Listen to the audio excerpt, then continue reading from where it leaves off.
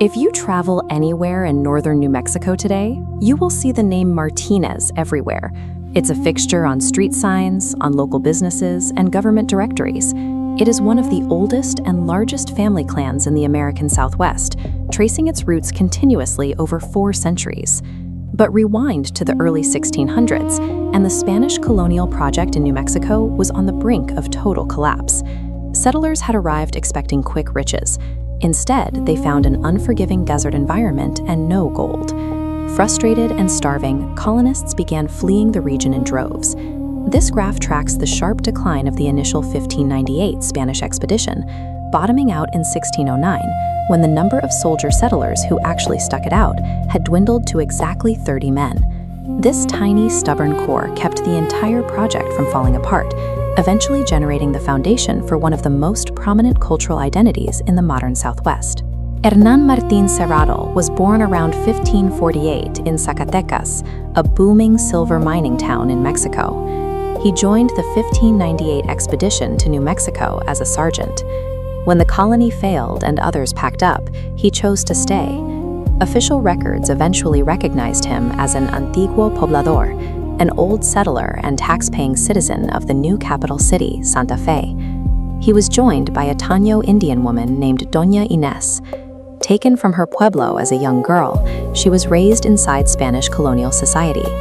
When she returned to New Mexico, she arrived as a fully acculturated interpreter. She navigated both cultures effortlessly, serving as a vital living link between the Spanish authorities and the native pueblo peoples. Hernán's survival established a presence on the land, but endurance on this isolated frontier required bridging the gap between Europeans and the indigenous population. Hernán and Doña Inés formed a union, merging the Spanish mining frontier with the native pueblo world. The Spanish and native nodes merge into a third node, representing their sons, Hernán the Younger and Luis, officially documented as mestizos. These first Nuevo Mexicanos carried European traditions alongside an ancestral connection to the land and indigenous languages. The brothers applied these dual skills to thrive in the new colony. Hernán the Younger used his bilingual abilities as an interpreter and became one of the town's first businessmen, operating an obraje, a textile manufacturing shop. His brother Luis chose a political and military route. He became the chief magistrate and war captain for the Tewa region, while establishing a massive family ranch out at La Cañada. Both men followed in their father's footsteps as soldiers, spending decades defending their Spanish and allied Pueblo settlements through deep periods of unrest, right up to the Pueblo Revolt of 1680. They used the cultural synthesis they inherited from their parents to build the economic and military infrastructure that kept the colony functioning. As the family secured its foothold in the region, their identity began to shift. The modern name Martínez did not exist at the start of this timeline. It evolved organically.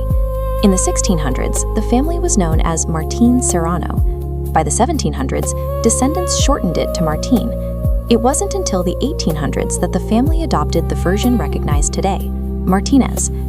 This map tracks the family's demographic expansion. From those 2 original brothers, the family tree branched out over 3 centuries, spreading outward into thousands of descendants across the northern New Mexico landscape.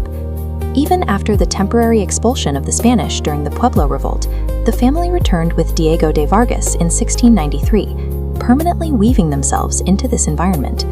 Behind the common Martínez name lies a history of resilience.